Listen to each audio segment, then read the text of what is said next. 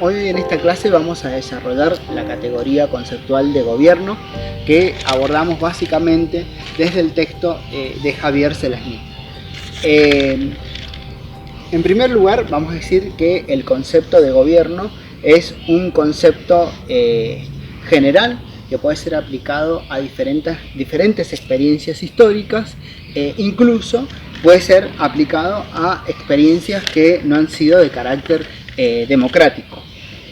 En ciencia política utilizamos conceptos abstractos. Esos conceptos abstractos son aplicados de acuerdo a nuestra subjetividad y de acuerdo a los elementos de la realidad que tomamos. Pero lo que sí vamos a decir que el gobierno es una de las categorías básicas en ciencia política, es una de las categorías, es la función identificadora de la actividad política, es la función central, digamos, o desde la cual se ejerce la actividad política. El gobierno puede estar organizado de diferentes formas. En esta clase vamos a desarrollar las diferentes visiones que existen acerca del gobierno y las diferentes formas de gobierno. En primer lugar, en el texto de Selazny se aborda al gobierno como conjunto de actores, y cuando decimos al gobierno como conjunto de actores estamos hablando no solo de actores individuales, sino que también estamos hablando de actores que pueden ser colectivos. De lo que estamos hablando en realidad es de sujetos titulares, de roles de autoridad. De eso estamos hablando cuando estamos hablando del gobierno como conjunto de actores. Y en este conjunto de actores se las diferencia distintos. Entre ellos, por ejemplo, el Ejecutivo, ¿sí?, que es el gobierno electo, es el encargado de la toma de las decisiones. Pero además del Ejecutivo existe una red de funcionarios, ¿sí? Una red de funcionarios que son los ministros, ¿sí?, o son los que acompañan a ese poder ejecutivo y que están encargados también de esa toma de decisiones y de la implementación de las decisiones. Pero en la implementación de las decisiones aparece también otro actor muy importante, que es la burocracia permanente, ¿sí? En la burocracia permanente podemos encontrar a un gobierno electo y podemos encontrar un gobierno permanente. ¿Qué queremos decir con esto? Cuando un gobierno toma el poder y toma los cargos del Estado, ¿sí?, y es responsable de las decisiones políticas, sí o sí tiene que ir articulando con una burocracia que es la planta permanente, ¿sí?, que son los encargados de la administración pública y que son los encargados de la implementación de las decisiones. También ellos contribuyen con su experiencia, con su conocimiento técnico a la implementación de las decisiones. Después también tenemos al gobierno como conjunto de funciones. Cuando hablamos del gobierno como conjunto de funciones, aquí estamos hablando de este proceso, este conjunto de actividades vinculadas a lo que sería la toma de decisiones políticas.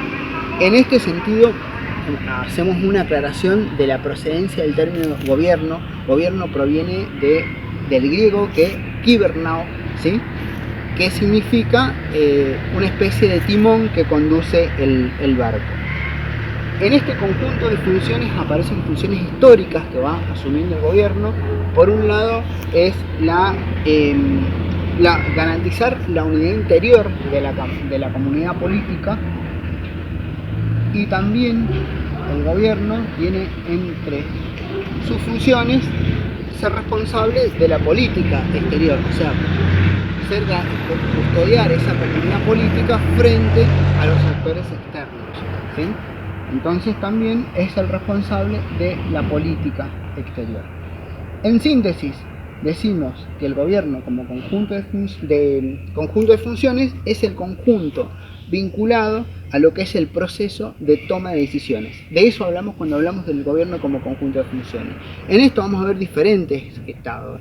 Esta primera función hace que aparezca el estado absolutista, y acá nos vamos aproximando a las formas históricas del Estado, ¿sí? Después va a aparecer el Estado liberal, cuando se empieza a distinguir la esfera de lo público y lo privado, y aparece esta relación Estado y mercado, y cuando el Estado comienza a hacerse cargo de una serie de temas, ¿sí?, que había descuidado este Estado liberal, ¿sí?, la vivienda, la salud, la educación. Ahí aparece este modelo de Estado, que es el Estado de bienestar.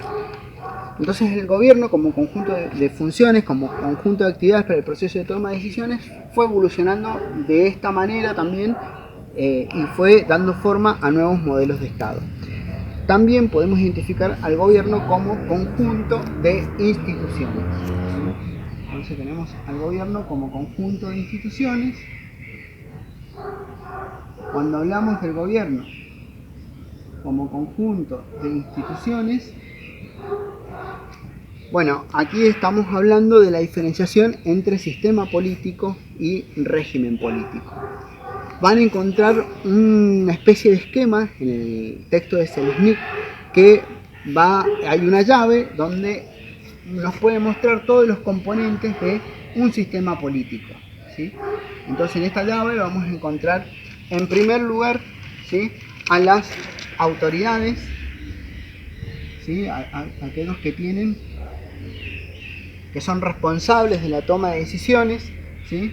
Después vamos a encontrar lo que es el régimen político.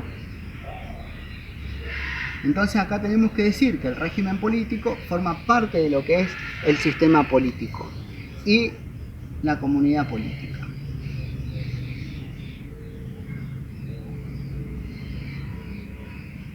Bueno, esos son los diferentes componentes de un sistema político.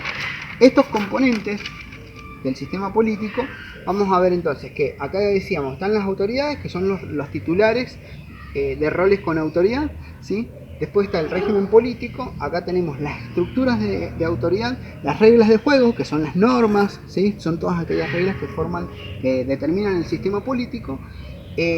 Después dice también las ideologías o los valores y creencias dominantes, porque en el régimen político son los valores y creencias que lograron imponerse. En comunidad política vamos a ver que dice los sujetos activos y las ideologías y valores que están compitiendo entre sí, ¿sí? En el régimen político entonces tenemos la ideología dominante, y en la comunidad política están las diferentes ideas y valores que están compitiendo entre sí.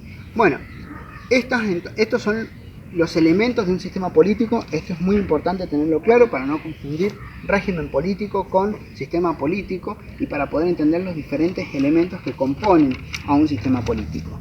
Luego, en el texto se abordan las diferentes formas de gobierno. En las diferentes formas de gobierno vamos a ver la forma de gobierno parlamentaria, la forma de gobierno presidencial y la forma de gobierno semiparlamentario o semipresidencial. Básicamente la diferencia entre una y otra es van a ver que en la parlamentaria hay un poder ejecutivo que es de carácter dual. Tenemos por un lado un rey que tiene una legitimidad tradicional, y por otro lado un presidente o un jefe de gabinete, ¿sí?, que tiene una legitimidad más bien democrática. Digamos que entre ellos son una especie, dice en el texto, de primos inter pares, ¿sí? Es una relación dual de poder que existe entre ellos. En la presidencialista, que es la que se desarrolla en la mayoría de los países latinoamericanos, es una forma de gobierno en donde hay un poder ejecutivo ejercido generalmente por un presidente que tiene un mandato fijo de una determinada cantidad de años, al menos que sea destituido, como ocurrió en el caso de Brasil, mediante el impeachment o juicio político. Y luego podemos identificar una tercera característica, una tercera forma de gobierno, que es la semiparlamentaria, ¿sí?, que es una especie de combinación, digamos, entre ambas, y podemos vincularla en gran parte con la forma parlamentaria, ya que también identificamos acá un poder ejecutivo con una característica dual, pero mucho más atenuada que en la parlamentaria. Bueno, básicamente esto es lo que trata el texto de Selznick, las categorías de gobierno, cómo está las diferentes visiones que hay y las diferentes formas de gobierno. Muchas gracias.